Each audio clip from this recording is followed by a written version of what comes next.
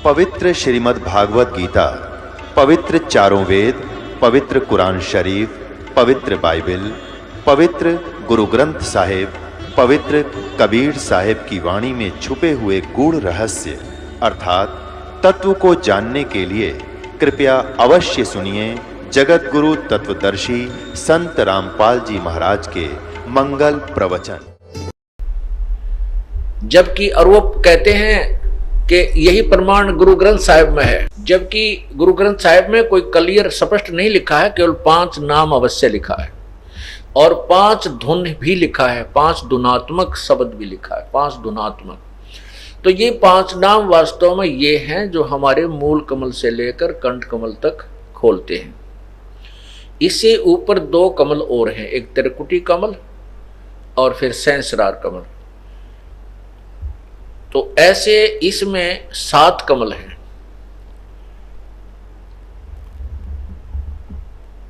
तो हम जो प्रसंग चल रहा है कि ये 5 नाम की कमाई हम करेंगे तो हम कंठ कमल तक बरी हो जाएंगे, फरी हो जाएंगे, हम ऋण मुक्त हो जाएंगे और ये देवता हमें रोकेंगे नहीं, क्योंकि इनका जो कर्ज होगा, जो ऋण होगा, वो लोन हम चुका देंगे इन मंत्रों से।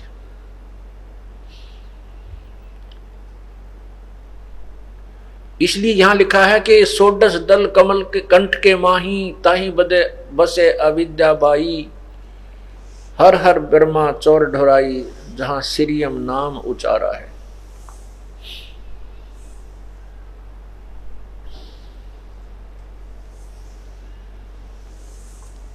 फिर लिखा कि ता पर कंज कमल है भाई, बग भंवर 2 रूप लखाई, निज मन करता जहां वहां ठकुराई, सो नैनन पिछुआरा है।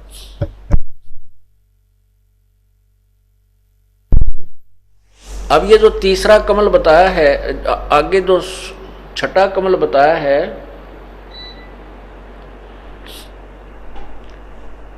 इसके विषय में लिखा है कि इसको कुंज कमल भी कहते हैं, कुंज कमल। इसको त्रिकुटी कमल भी कहते हैं। अब किसी से पूछिए, कहते हैं त्रिकुटी यहां पर है, यहां बताते हैं नहीं।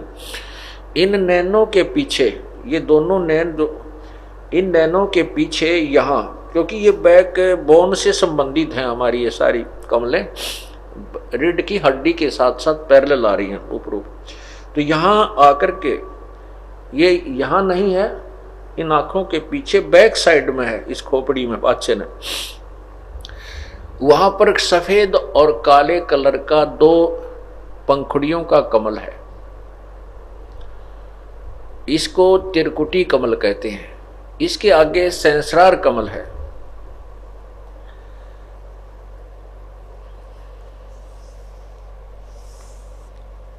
अब क्या बताते हैं कि ये आगे लिखा है कि कमलन भेद किया निर्वारा, यह सब रचना पिंड मंझारा, सत्संग कर सतगुर सिरधारा, वहां सतनाम उचारा है। ओए होए,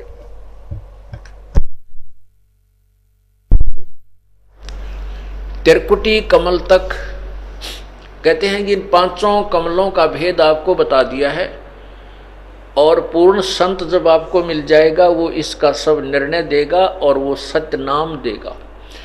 और त्रिकुटी कमल पर जाकर के हम सतनाम की कमाई का अकाउंट देंगे। त्रिकुटी कमल पर जाकर के सतनाम जो हमारा जाप है, उसमें जो ओम मंत्र है, 2 अक्षर का जो मंत्र है, ये सतनाम 2 अक्षर का मंत्र है। ओम नाम जो ओम की कमाई है वो हम ब्रह्म को छोड़ देंगे। जैसे गीता जी अध्याय नंबर 18 के श्लोक 66 में कहा है कि सर्वधर्मान परित्यज माम, मेरे लेवल की, मेरे स्तर की जितनी भी तूने धार्मिक अनुष्ठान किए हैं, पूजाएं की हैं, वो मुझ में त्याग। परित्यज्य माने त्याग कर, एकम शरणम व्रज, उस एक सर्वशक्तिमान की शरण में चला जा।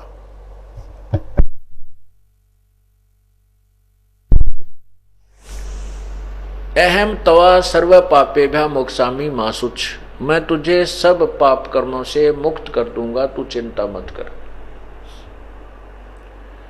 ओम नाम की कमाई, जो सतनाम में 2 मंत्र हैं, एक ओम और तत्, सांकेतिक है जो केवल उपदेशी को बताया जाता है। ओम नाम के जाप की कमाई हम त्रिकुटी पर इस काल भगवान को दे देंगे, फिर ये हमें आगे जाने देगा। और जो तत् मंत्र है सतनाम में ओम और तत्, तत् ये सांकेतिक है। इस तत् नाम की कमाई हमारे को परब्रह्म के लोकों से पार करेगी, परब्रह्म के लोक से पार करेगी, क्योंकि हमने उसके लोक के अंदर से जाना है।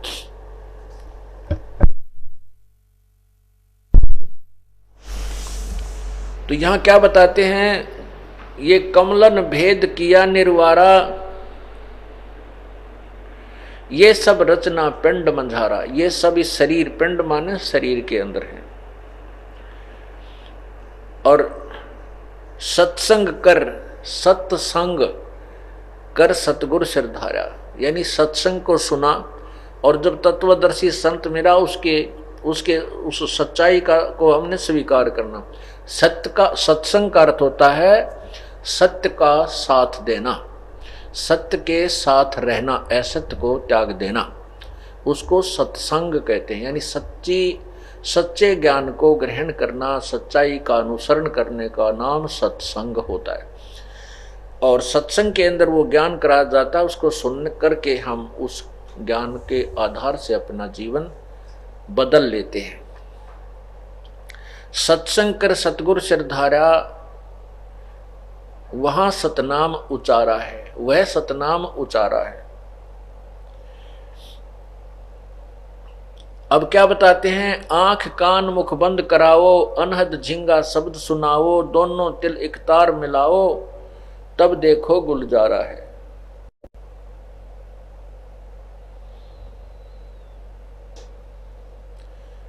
आगे कहा है कि चंद सुर एक घर लाओ, सुषमन से ती ध्यान लगाओ, त्रिवेणी के सिंध समाओ, भौर उतर चल पा रहा है। घंटा शंख सुनो धुन दोई, सेंस कमल दल जगमग होई, तामद करता निरखो सोई, बंक नाल धस पा रहा है। डाकनी साकनी भव किलकारें, जम किंकर धर्म दूत हकारें हंकारें, सत नाम सुन भाग्य सारे, जब सतगुरु नाम उचारा है। गगन मंडल विच उर्दमुख कुइया, गुरुमुख साधु भर पिया, नुगरे प्यासे मरे बिन किया, जाके ही ये अंधियारा है। त्रिकुटी महल में विद्या सारा, गनहर गर्जे बजे नगारा, लाल बरन सूरज उजियारा, चतुर कमल मज शब्द ओंकारा है। साध सोई जिन ये गढ़ लीना, 9 दरवाजे प्रगट चीना, 10वां खोल जाए जिन दीना, जहां कुलफ रहा मारा है। आगे सेत सुन है भाई, मान सरोवर पैठ अन्हाई, हंसन मिल हंसा हो जाई, और मिले जो अमी आहारा है। किंगरी सारंग बजे सितारा, अक्सर ब्रह्म सुन दरबारा, द्वादश भानु हंस उजियारा, सटदल कमल मंझार शब्द निरंकारा, महासुन सिंध विस्मी घाटी, बिन सतगुर पावै नहीं बाटी, व्याघ्र सिंह सर्प बहु काटी, और तहां सहज अचिंत पसारा है। सटदल अष्टदल कमल पार ब्रह्म भाई, दहने द्वादश अचिंत रहाई, बामें 10 दल सहज समाई, यों कमलन निर्वारा है। कहते हैं 5 ब्रह्म और 5 अंड बीनो, 5 ब्रह्मनी अक्षर चीनो, 4 मुकाम गुप्त तह कीनो, जामद बंदीवान दरबारा है। 2 प्रवर्त के मध्य चंद निहारो, बहर गुफा संत पुकारो, हंसा करते केल अपारो, तहां गुरुवन दरबारा है। सहज 88 दीप रचाए, हीरे पन्ने महल जड़ाए, मुरली बजत अखंड सदाए, तहाँ सोहम झनकारा है। सोहम हद तजी जब भाई, सतलोक की हद पुन आई, उठत सुगंध महा अधिकाई, जाको वार न पारा है। षोडश भानु हंस को रूपा, पहले बताया है 12 सूर्य के तुल्य, और अब बताए हैं वो पहले की सतिथि है। अब बताते हैं षोडश भानु हंस को रूपा, बिना सद्दुन बजे अनूपा, हंसा करत चंवर सिर भूपा। हंसा करत चंवर सिर भूपा, सत्य पुरुष दरबारा है। अब क्या यहाँ जो दास आपको लाना चाहता था, अब इसको इतना ही बताना चाहेंगे कि यहाँ षोडश भानु हंस को रूपा, सतलोक में ये जीवात्मा हंस हो जाती है। हंस उसे कहते हैं जो दूध और पानी छान लेता है। हंस एक पक्षी होता है और उसमें एक क्वालिटी होती है, गुण होता है कि यदि वो किसी सरोवर तालाब पर है तो मच्छी नहीं खाएगा चाहे भूखा मर जाए, वो कीड़े मकोड़े नहीं खाएगा, वो घोंगे नहीं खाता, वो केवल मोती खाता है। और उस जैसा ही एक बुगला होता है, सेम टू सेम, और वो बुगला वहां पर मच्छी खाता है। ये पहचान होती है हंस और बुगले की। मनुष्य सभी हैं, लेकिन जो हंस अर्थात भक्त हैं वो बीड़ी शराब मांस तमाकू चोरी ठगी आदि जो रूप हैं, ये गोगे नहीं खाते, ये कीड़े मकोड़े नहीं खाते, ये केवल राम नाम के मोती खाते हैं। और हंस उसे कहते हैं, हंस के सामने दूध में पानी डालकर रख दीजिए, उसमें ऐसा गुण है कि वो चोंच डबोते ही दूध अलग हो जाएगा और पानी को वो चूसता, दूध को पी जाएगा और जल को छोड़ देता है, बिल्कुल क्लियर कर देता है। उसको हंस कहते हैं। ऐसे ही वो पुण्यात्मा जो सभी बुराइयों से दूर होकर के सतलोक पहुंच जाते हैं, उनको हंस आत्मा कहा जाता है। तो वहां जाकर के इस आत्मा का मनुष्य जैसा शरीर है और षोडश भानु 16 सूर्य जैसा इसका तेज रूप हो जाता है, प्रकाश हो जाता है। षोडश भानु हंस को रूपा, और बिना सद्दुन बजे अनूपा, हंसा करत चंवर सिर भूपा। ओए कहते वहां जाकर के उस भूप यानी भगवान, उस भूप माने राजा, उस राजा के ऊपर, अपने सतलोक के मालिक के ऊपर, सतपुरुष के ऊपर ये यहाँ से गए हुए हंस भक्त या आत्मा चंवर करते हैं। अब चंवर किस पे करते हैं? साकार पे साकार चंवर करता है, निराकार पे चंवर, और निराकार करेगा क्या?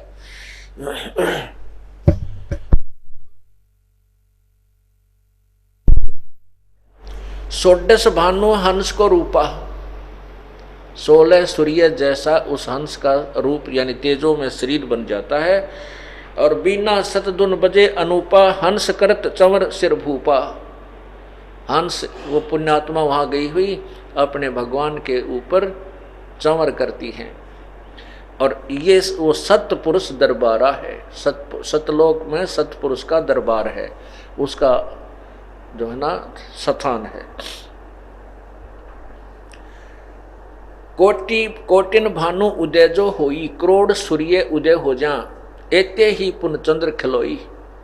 इतने ही चंद्रमाओं की रोशनी दोनों को मिला दे, सत्य पुरुष रोम सम एक न हुई, ऐसा पुरुष दीदारा है। ओए होए, ऐसा उस भगवान सतपुरुष के दर्शन है कि एक रोम को की रोशनी करोड़ों सूर्य और करोड़ों चंद्रमा की रोशनी मिला दे, उनके एक रोमकूप के सामने के प्रकाश के तुल्य भी नहीं है, कम ही रह जाती है। ऐसा परमेश्वर के दर्शन है। दीदार माने दर्शन, निराकार के दर्शन नहीं होते। आगे अलख लोक है भाई, सतलोक से आगे अलख लोक है, फिर अगम लोक है, फिर अनामी लोक है, अकह लोक है। अनामी अर्थात अकह। आगे अलख लोक है भाई, ऐसा अलख पुरुष की तह ठुकराई।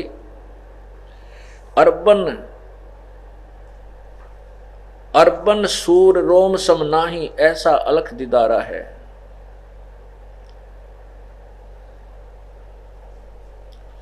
आगे अलख लोक है भाई, अलख पुरुष की ता ठकुराई, अरबन 1 अरब सूर्य एक रोमकुंभ के प्रकाश के समान है। एक रोमकूप का प्रकाश जो है अरब सूर्यों के तुल्य समान है उस अलख पुरुष की। ऐसा अलख निहारा है, देखा है, निहारा माने देखा है, ऐसा अलख देखा है, अलख जो यहां से कोई नहीं देख सकता। परमात्मा कबीर साहब कहते हैं ऐसा अलख निहारा है। ता पर अगम महल एक साजा, उस अलख से ऊपर एक अगम लोक है। अगम पुरुष ताही को राजा, उसमें अगम पुरुष का शासन है, वहां का मालिक है। और खरबन सूर रोम एक लाजा, ऐसा अगम अपारा है। खरब सूर्य उसके एक रोमकूप के प्रकाश के सामने फीके पड़ जाते हैं, ऐसा वो अगम पुरुष का अपार तेजों में शरीर है। ता पर अकय लोक है भाई, यानी सतलोक से ऊपर जो चौथा लोक है, ता पर अकय लोक है भाई, उसको अकय लोक भी कहते हैं, अनामी लोक भी कहते हैं। और पुरुष अनामी तहां रहाई, अनामी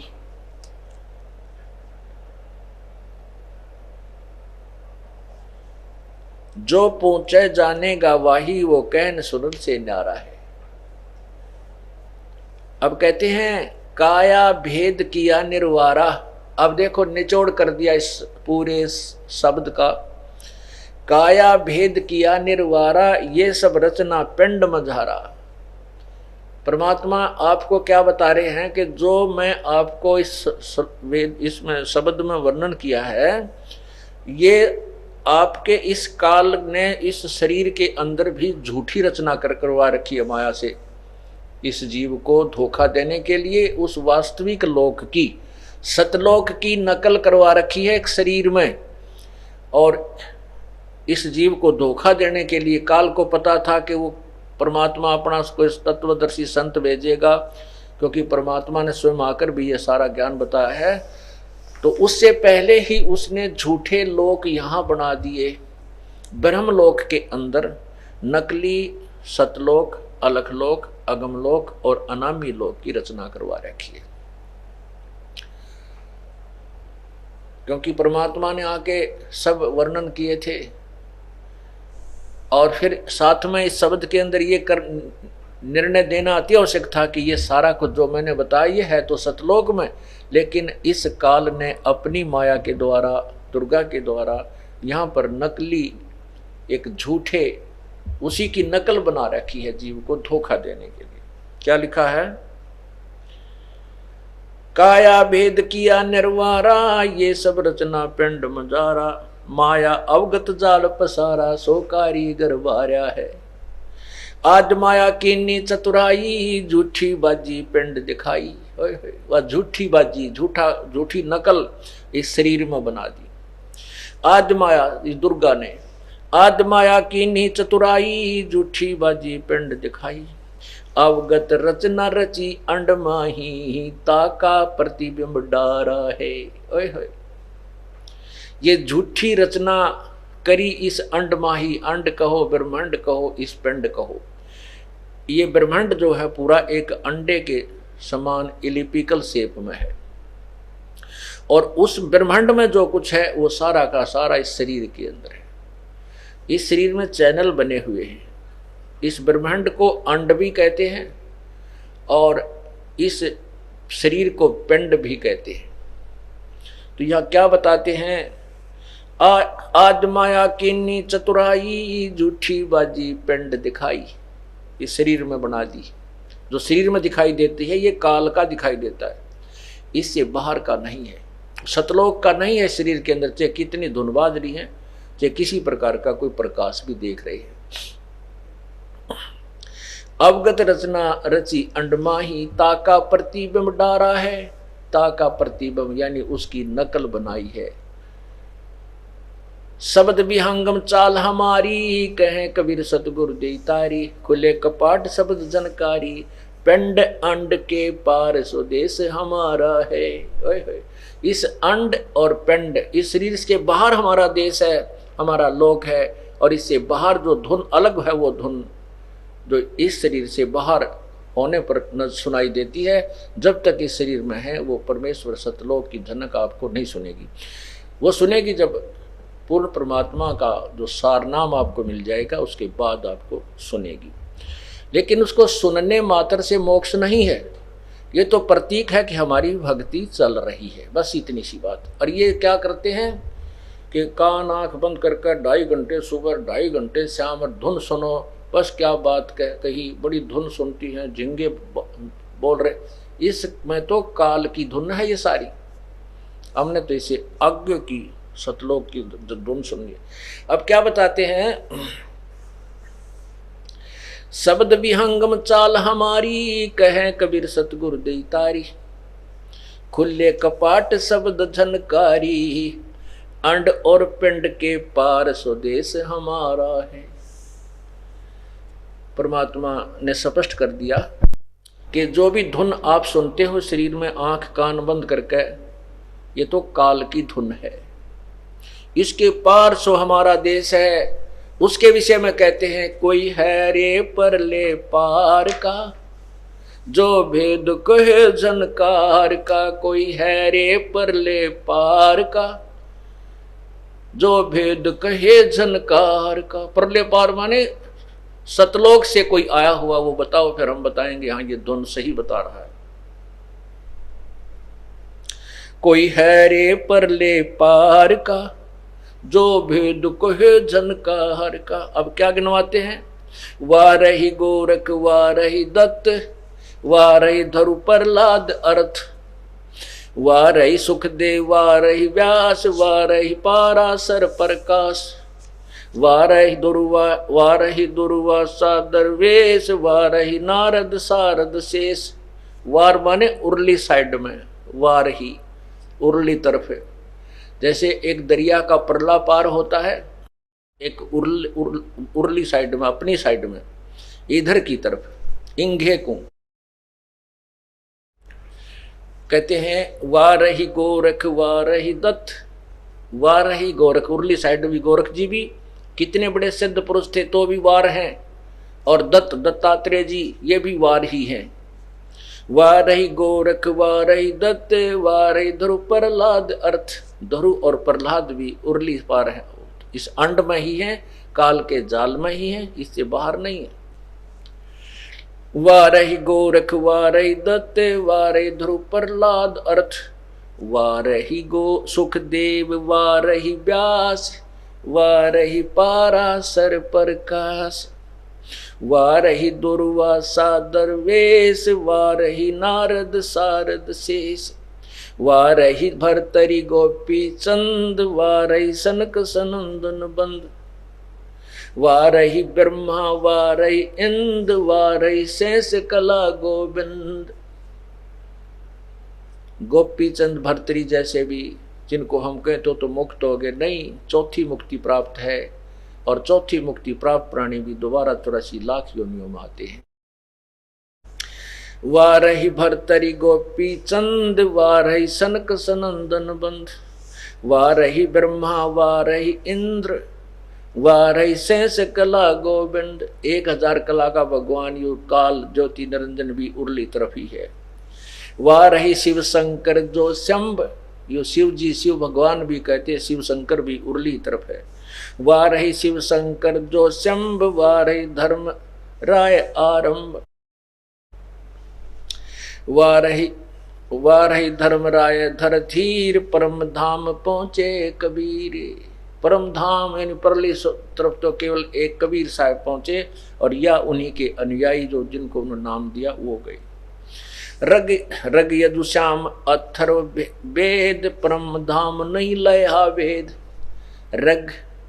ऋग्वेद यजुर्वेद श्यामवेद और अथर्ववेद, इनमें जो वर्णित विधि है उसके अनुसार साधना करने वालों को भी परले पार का ज्ञान नहीं है। रग यजुर्श्याम अथर्ववेद, परम धाम नहीं लया वेद।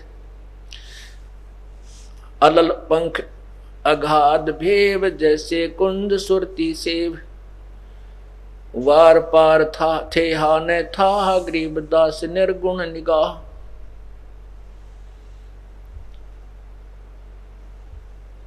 अब क्या बताया है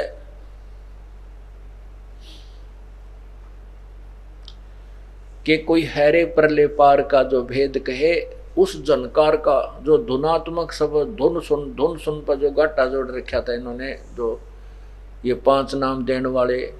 या फिर एक और पंथ है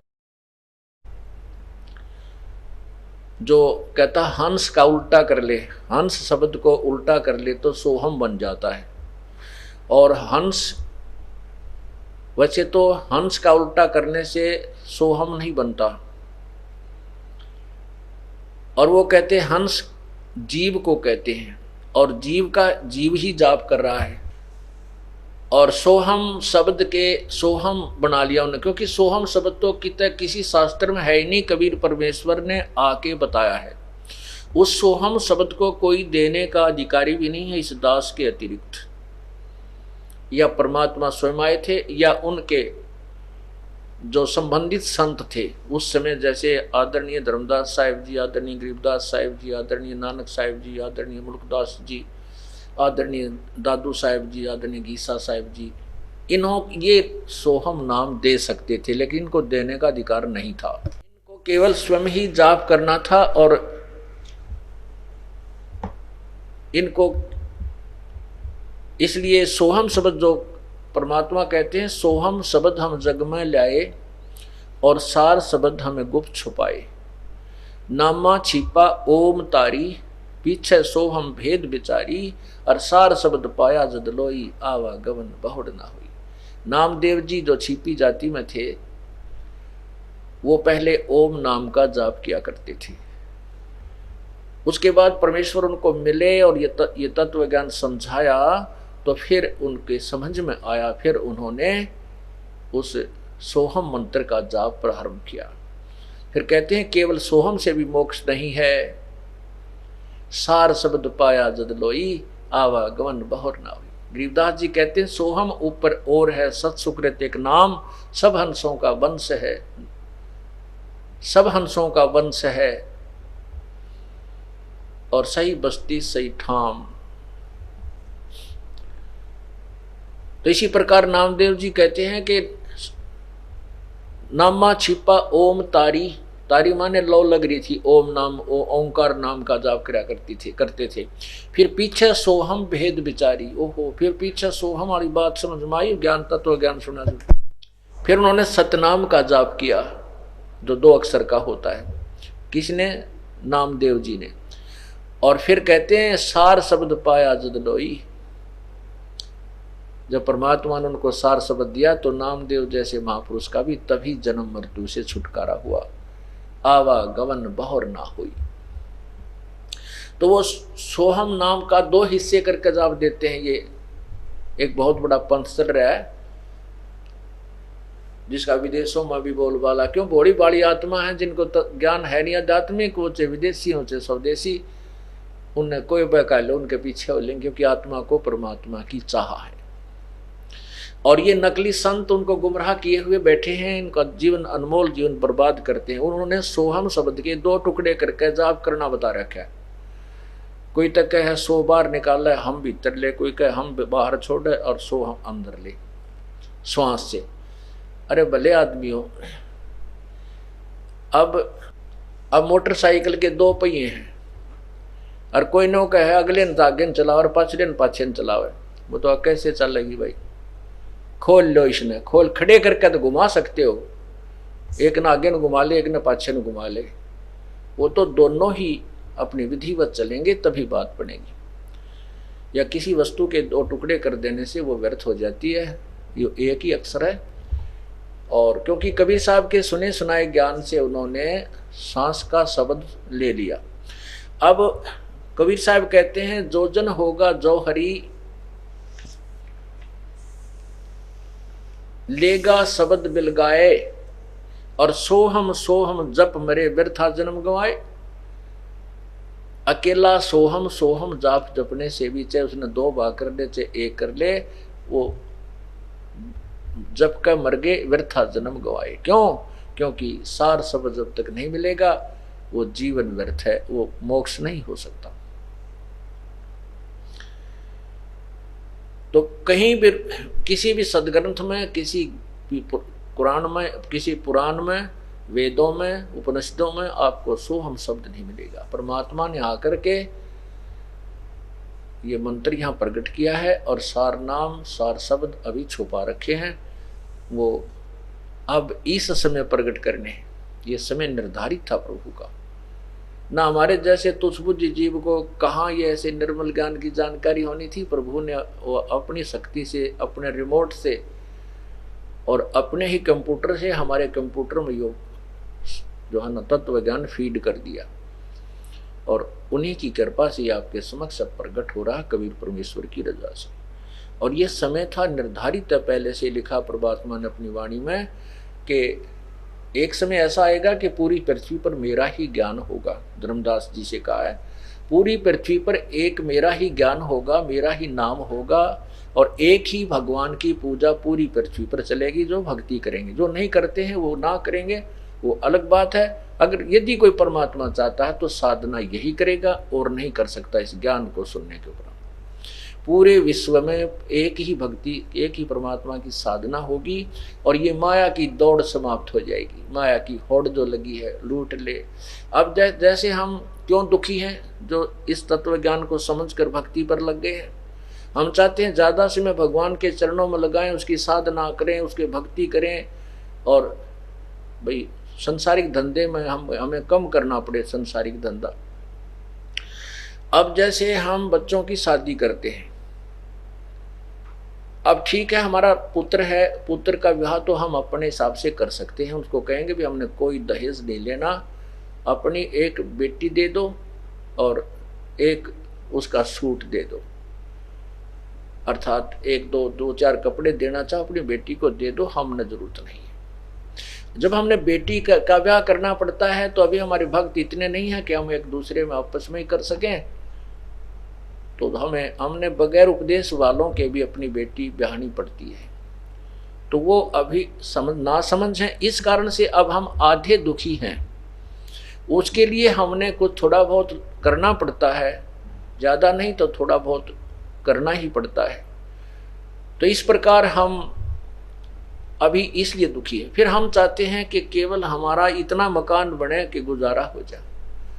हमारी आंखों के सामने हमने ऐसी परिस्थिति देखी है, एक पिता ने अपने पुत्रों के लिए 20-30 एकड़ जमीन बना दी, ट्रैक्टर ले रखा।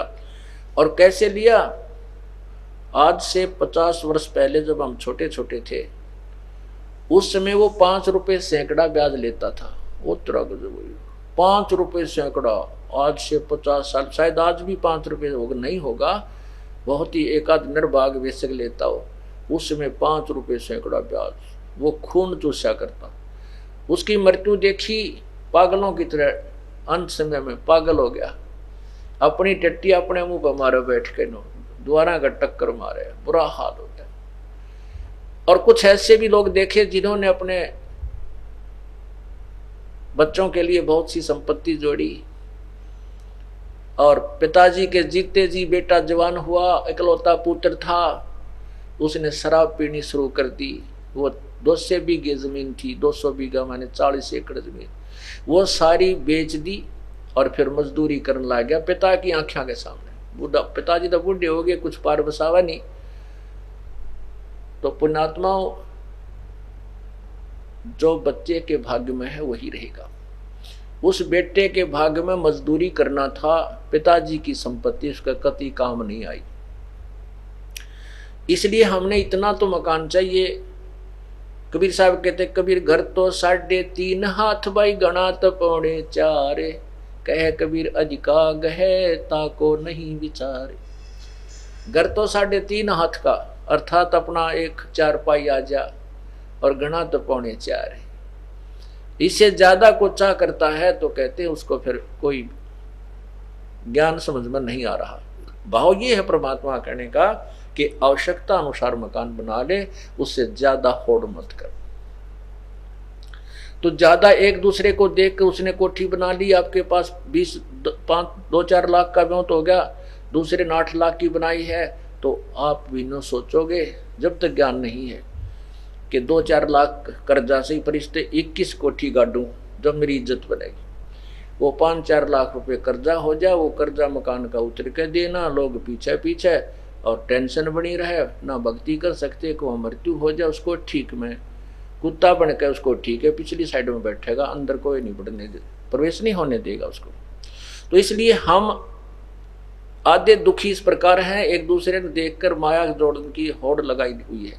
जब हम सभी को पूरे विश्व में ये ज्ञान फैल जाएगा, फिर तो छोटे छोटे मकान बनाएंगे, काम चलाओ और अपनी भक्ति ज़्यादा करा करेंगे और माया की दौड़ कम हो जाएगी, आवश्यकताएं कम होगी तो अपने आप माया की हवस समाप्त हो जाएगी। इस प्रकार जब परमात्मा यहाँ आते हैं, अब आपने सुना कि उन्होंने कितना ज्ञान फैला रखा था कि परमात्मा निराकार है और सतलोक में जाकर के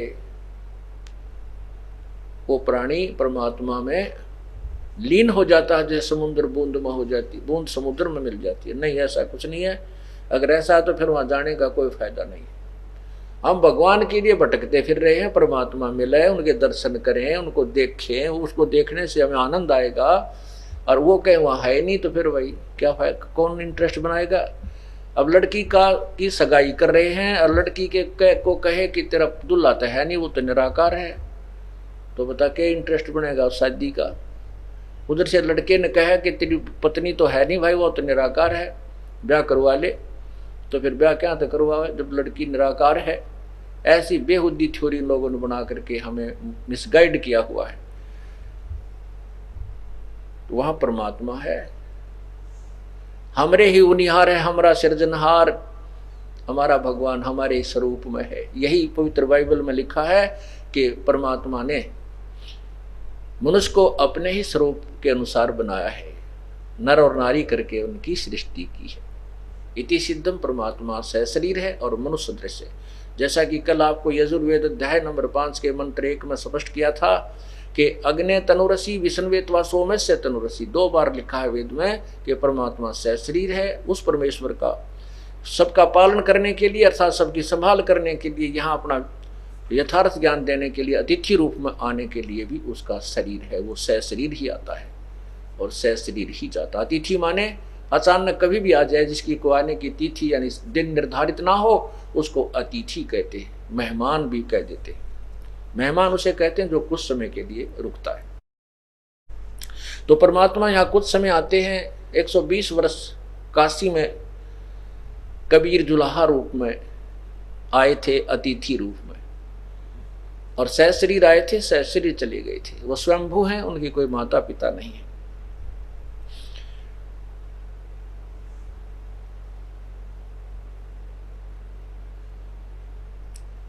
परमात्मा अपनी वाणी में सौसम वेद में स्वयं स्पष्ट कर रहे हैं,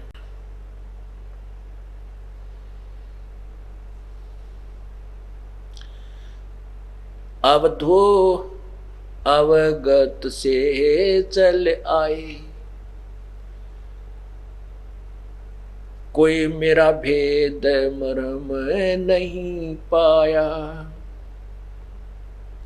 ना मेरा जन्म ना गर्भ बसेरा, बालक बन दिखलाया, काशी नगर जल कमल पडेरा, तहां जुलाहे न पाया। ना मेरा जन्म ना गर्भ बसेरा, बालक हो दिखलाया, काशी नगर जल कमल पडेरा, तहां जुलाहे न पाया। मात पिता मेरे कछु नाही, ना मेरे घर दासी, जुलाहे का सुत आन कहाया, जगत कर मेरी हंसी। मात पिता मेरे कछु नाही, ना मेरे घर दासी, जुलाहे का सुत आन कहाया, जगत करे मेरी आसी। 5 तत्व का धड़ नहीं मेरे, जानो ज्ञान अपारा, वो सत्य स्वरूपी नाम साहेब का, ओहे नाम हमारा। 5 तत्व का धड़ नहीं मेरे, जानो ज्ञान अपारा, सत्य स्वरूपी नाम साहेब का, सोए नाम हमारा। अधर द्वीप गगन गुफा में ता निज वस्तु सारा, ये ज्योत स्वरूपी अलख निरंजन, धरता ध्यान हमारा। ज्योत स्वरूपी अलख निरंजन, ये काल भी कहते हैं, ये जो ब्रह्मा विष्णु महेश का पिता भी मेरा ध्यान धरता है, मेरी तप करके मेरे से अपने ये 21 ब्रह्मांड चलाने के लिए और शक्ति प्राप्त करता है। ज्योत स्वरूपी अलख निरंजन धरता ध्यान हमारा, अदर दीप गगन गुफा में तानिज वस्तु सारा, ज्योत स्वरूपी अलख निरंजन भी धरता ध्यान हमारा। हाड चाम लहू ना मेरे कोई जाने सतनाम उपासी, तारण तरण अभय पद दाता, मैं हूँ कबीर अविनाशी। मैं वही कबीर परमात्मा अविनाशी हूँ जिसके मारने में कोई समर्थ नहीं है। क्या बताते हैं कि अवधू गोरखनाथ जी से कहते हैं कि हे अवधूत, मैं गोरखनाथ जी ने पूछा था आप कौन हो, फिर ऐसे कौन से लोग से आए हो, हमने तो आज तक आपके बारे में ऐसे ज्ञान के विषय में कभी नहीं सुना, आप कौन हैं, कहाँ से आए हो, आपके माता पिता कौन हैं। तो बताते हैं अवधू अवगत से चलाए, अवगत जिसको जिस स्थान पर परमात्मा है उस वहां पर रहता है, वो किसी के सामने प्रत्यक्ष नहीं हो पाता, यहाँ से कोई देख नहीं सकता, इसलिए उसे अव्यक्त कहते हैं। अव्यक्त की डेफिनेशन होती है जैसे बादलों के पीछे सूर्य हो और हमें दिखाई नहीं देता लेकिन वो विद्यमान है, और बादल हट जाने पर वो जो का त्यों दिखाई देता, इसलिए अव्यक्त कहते हैं। जिसे हम नहीं देख सकते उसको अव्यक्त कहते हैं। निराकार अन्य वस्तु होती है, अव्यक्त और चीज होती है। अन्य अव्यक्त का अर्थ और होता है, जैसे अभी आपको डिफाइन किया।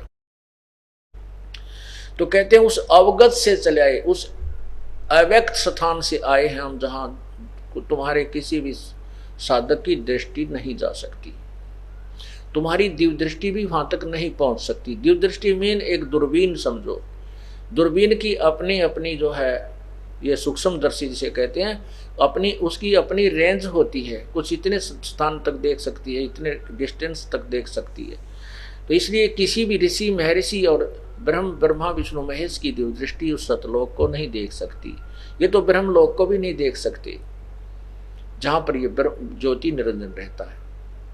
तो वो सतलोक में कहते हैं अवधू अवगत से चलाए, मेरा कोई भेद मरहम नहीं पाया, और ना मेरा जन्म ना गर्भ बसेरा, मैं तो बालक बन दिखलाया, ना मेरा जन्म हुआ ना मैं किसी माँ के गर्भ में रहा, और काशी नगर जल कमल पर डेरा, काशी में लहरतारा तालाब के ऊपर एक कमल के फूल के ऊपर मैंने अपना डेरा डाला था, और वहां जुलाहे न पाया, वहां एक जुलाहा मुझे ले आया।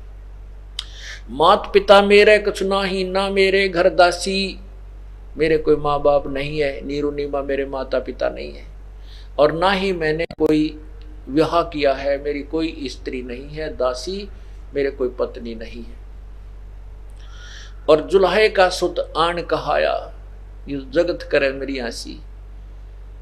अब क्योंकि परमात्मा के भक्त जिनको इतना सुख हुआ था वो कहा करते भगवान आए हैं, परमात्मा आए हैं ये, और लोग हंसी करा करते दूसरे, जिनको ज्ञान नहीं था मजाक करा करते, देखिए मूर्ख हो रे, इस दुल्हे को दानक को भगवान कहते हैं लोग, मेरी हंसी करते हैं। मात पिता मेरे कछु नाही, ना मेरे घर दासी, जुलाहे का सुत आन कहाया, जो जगत करे मेरी हंसी। भाई 5 तत्व का धड़नी मेरा मैं जानू ज्ञान अपारा, दो सत्य स्वरूपी नाम साहिब का सोए नाम हमारा। अब ये इसमें बहुत से ऐसे ज्ञान है, क्योंकि ये सत्संग में पहली कक्षा से लेकर के अंतिम पढ़ाई तक का ज्ञान सुनाया जाता है, और जो बच्चे पहली कक्षा के हैं वो पहली वाला ज्ञान सुनेंगे, समझते हैं, और जो उच्च कक्षाएं में हो गए हैं वो उस ज्ञान को भी साथ साथ समझ रहे हैं। अब इसमें क्या बताया है, ये है वो अंतिम, जिनको सारनाम मिल गया है वो समझ जाएंगे इस बात को। कबीर साहब कहते हैं जो जग होगा जो जन होगा जो हरि लेगा शब्द बिल गाए, जो जन होगा जौहरी वो लेगा शब्द परख। जो आपको सारनाम दिया जाएगा, जो उस समय दिया जाता है जब आप काफी बुद्धिमान हो जाते हो, उस ज्ञान को समझ जाते हो, और तभी वो नाम आपको नाम जचता है, वो सार नाम आपको सार नाम ही महसूस होता है। अन्यथा वो आप उसको उसके ऊपर रुक नहीं सकते, उस नाम को नाम नहीं, वो सार नाम मान नहीं सकते, ऐसा नाम है। कहते हैं जोजन होगा जौहरी लेगा शब्द परख, और कहते हैं यो सार नाम मेरा आदि का और सुन मत जाइयो सरक। ये जो नाम सार नाम आपको दिया जाता है वो मेरा वही वास्तविक नाम है, इसको सुनकर सरक मत जाना, डगमग मत हो जाना। जोजन होगा जौहरी लेगा नाम परख, वो परख लेगा उस नाम को, कहा वह सही है, ये तो गुरुजी ने जो दिया है सच यही है। और ये कहते हैं यही नाम मेरा आदि का, और सुनकर मत जाइयो सरक, कहते डगमग हो जाओ, यो किसा सारना हो, यो ऐसा हुआ कर सारना, ऐसे मत सोचना। कहते हैं ये मेरा नाम आदि का है।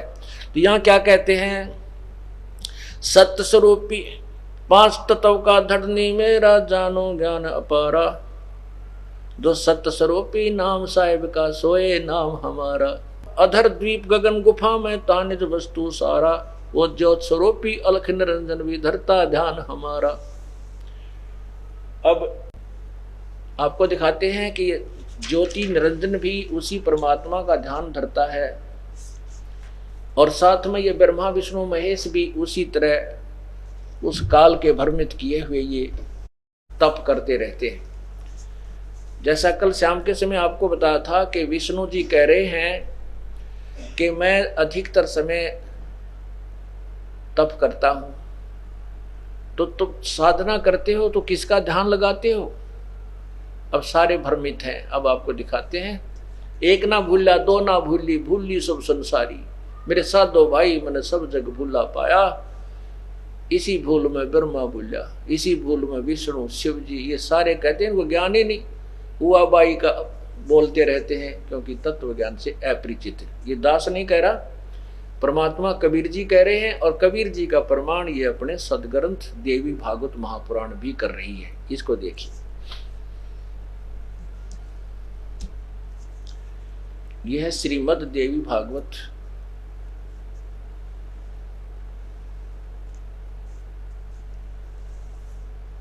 ये पुराण है, और ये कहाँ से प्रकाशित है? गीता प्रेस गोरखपुर से है, ये गीता प्रेस गोरखपुर से। और यहां देखिएगा संक्षिप्त श्रीमद् देवी भागवत, और संपादक हैं हनुमान प्रसाद पोदार चिमन लाल गोस्वामी। इसके प्रकाशक कौन है ये देखिए, प्रकाशक एवं मुद्रक गीता प्रेस गोरखपुर, गोविंद भवन कार्यालय कलकत्ता का संस्थान।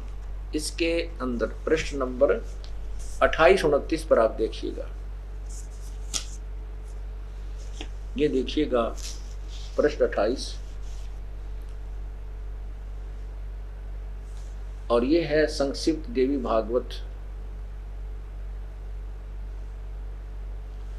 और ये है पहला सकंद। व्यास जी का वन में जाना और नारद जी का मिलना और देवी की उपासना के लिए कहना, ये देखिए, यहां से देखिएगा पृष्ठ 28 पे। नारद जी ने कहा महाभाग व्यास जी, तुम इस विषय में जो पूछ रहे हो ठीक यही प्रसन्न मेरे पिताजी ने, नारद जी कह रहे हैं मेरे पिताजी ने अर्थात ब्रह्मा जी ने भगवान श्री हरि विष्णु जी से किया था। देव आदि देव, ओहो देखियो, देव आदि देव भगवान जगत के स्वामी हैं। लक्ष्मी जी उनकी सेवा में उपस्थित रहती हैं। दिव्य कौस्तुभमणि उनकी शोभा बढ़ाती है। वे शंख चक्र और गदा के लिए रहते हैं।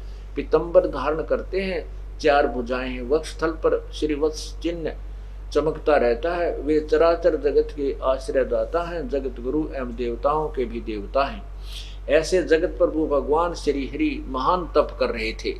अब देखना विचार करके ध्यान से, जिन भगवानों को हम पता नहीं क्या मानते थे उनकी हिस्ट्री पढ़िए, उनका जीवन चरित्र पढ़िए। ऐसे जगत प्रभु श्री हरि महान तप कर रहे थे, उनकी समाधि लगी थी।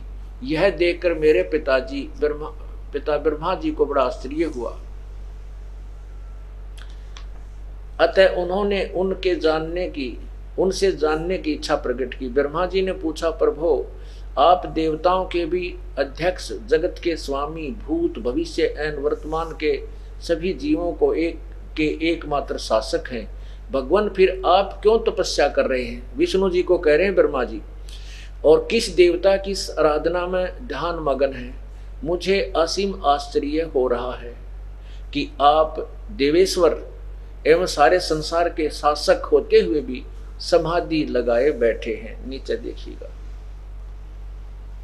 ब्रह्मा जी के विनीत वचन सुनकर भगवान श्री हरि अर्थात विष्णु जी उनसे कहने लगे, ब्रह्मन सावधान होकर सुनो, मैं अपने मन का विचार व्यक्त करता हूं। देवता, दानव और मानव सब यही जानते हैं कि तुम सृष्टि करते हो, मैं पालन करता हूं और संहार क्या करते हैं, किंतु फिर भी वेद के परंपरागामी पुरुष अपनी युक्ति से सिद्ध करते हैं कि रचने, पालने और संहार करने की यह योग्यता जो हमें मिली है वह उसकी अधिष्ठात्री शक्ति देवी है, दुर्गा है। वे कहते हैं कि संसार की सृष्टि करने के लिए तुम में राजसी शक्ति का संचार हुआ है, मुझे सात्विक शक्ति मिली है और रुद्र में तामसी शक्ति का आविर्भाव हुआ है। उस शक्ति के अभाव से तुम इस संसार की सृष्टि नहीं कर सकते, मैं पालन करने में सफल नहीं हो सकता और रुद्र से संहार कार्य भी होना भी संभव नहीं है।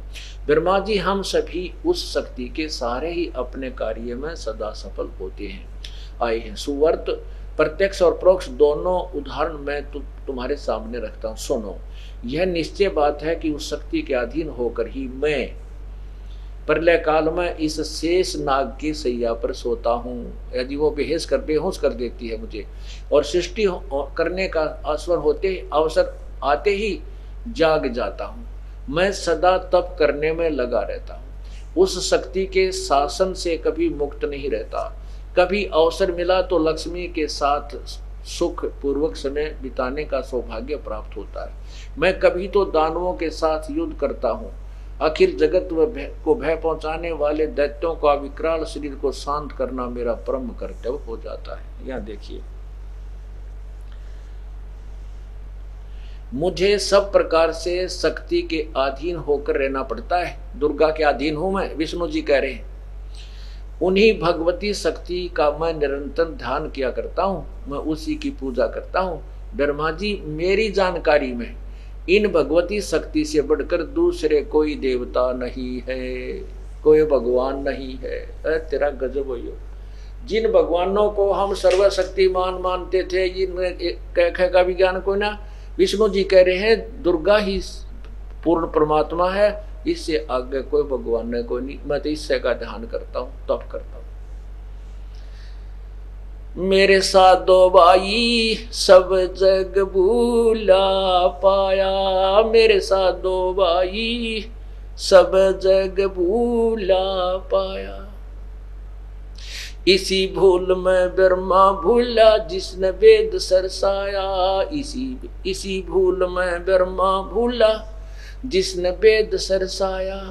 वेद पढ़ियो पंडित भूला, वो मर्म भेद ना पाया। मेरे साधो भाई सब जग भूला पाया, मेरे साधो भाई सब जग भूला पाया। इसी भूल में विष्णु भूला जिन वैष्णो धर्म चलाया, इसी भूल में विष्णु भूला जिन वैष्णो धर्म चलाया।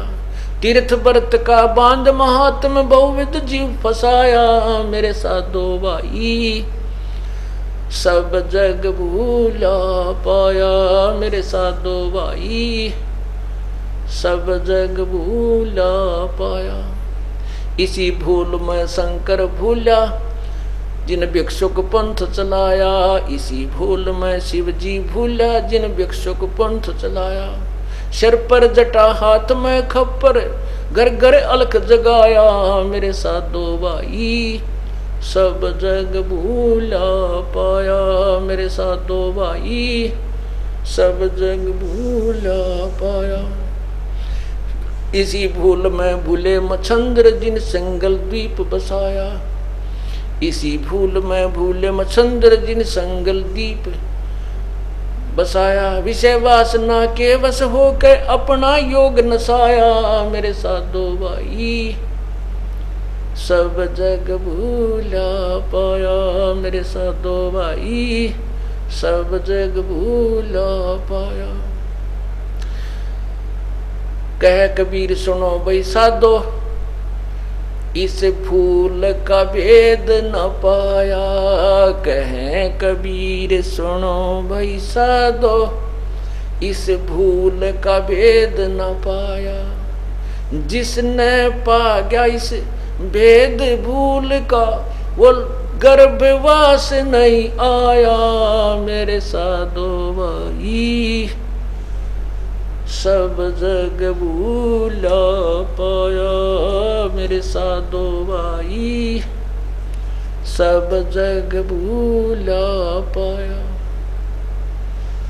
पुण्यात्माओं, ये सदग्रंथ मैंने ढेर सारे रखे यहाँ पर, सभी महापुरुषों के चारों वेद, गीता जी तो जो है, पुराण भी तकरीबन सारे ही, और अन्य संतों के द्वारा लिखी हुई पुस्तकें भी यहाँ पर विद्वान रखते हम। यदि ये दास सीधा कह देता ये बात कि विष्णु जी को कोई ज्ञान नहीं है, तो इस टीवी को देखने वाले टीवी भी फोड़ दें और मेरे सिर हो जा आके कैसे कह दिया, कैसे कह दिया। और जब उन्हीं के द्वारा जिसके ऊपर वो आधारित है, वो पुण्यात्मा और देवी भागवत को शिरोधार्य मानते हैं, इसमें सत्य ज्ञान है, उसी में दिखा देता हूँ, तो उनकी जो वो पारा हाई होने लगे है, वो बीपी लो हो जाता। फिर एक भक्त, वो नायब सूबेदार, रिटायर सूबेदार की पोस्ट से रिटायर फौजी अफसर, और उसने हमने सिटी केबल पे चलवा रखी थी एक शहर में, अम्बाला शहर में। वो कह रहा था जी रिटायर हो गया था, आगे कोई नौकरी मिली नहीं थी, अब सोच रहा था भाई भक्ति का रुचि बनाऊं, तो संतों के सब के चैनल घुमा घुमा के देखा करता था, कहीं रास्ता मिल जाए, भक्ति में रुचि तो थी। तो ऐसे ही सुबह उठते ही कभी किसी राम का संत की सुनते थे, कभी किसी संत की, ऐसे चैनल चेंज 10 मिनट सुनते बोर हो जाते थे, फिर दूसरा चैनल बदलते थे, वो 5 मिनट सुना उसमें बोर हो जाते थे, फिर तीसरा चैनल चेंज करा। ऐसे में सुबह उठकर चैनल चेंज करते करते देखा तो आपका टीवी चल रहा था। तो आप जब मौखिक बोलते थे जब तो पारा हाई हो जाता था, और जब प्रमाण रखते थे तो लो हो जाता था। नो देखता था मैं, कहने लगे 33 सीडी देखी आपकी कंटिन्यूस, 33। फिर मेरी पत्नी को उठाया मैंने एक दिन, पहले तो ये आया कि देखिए बुद्धू क्या कह रहा है। पहले तो दिन तो हमने दोनों ने ऐसा देखा, फिर धीरे धीरे वो प्रमाण आपने समक्ष रखे, बस फिर तो कहना है कि था।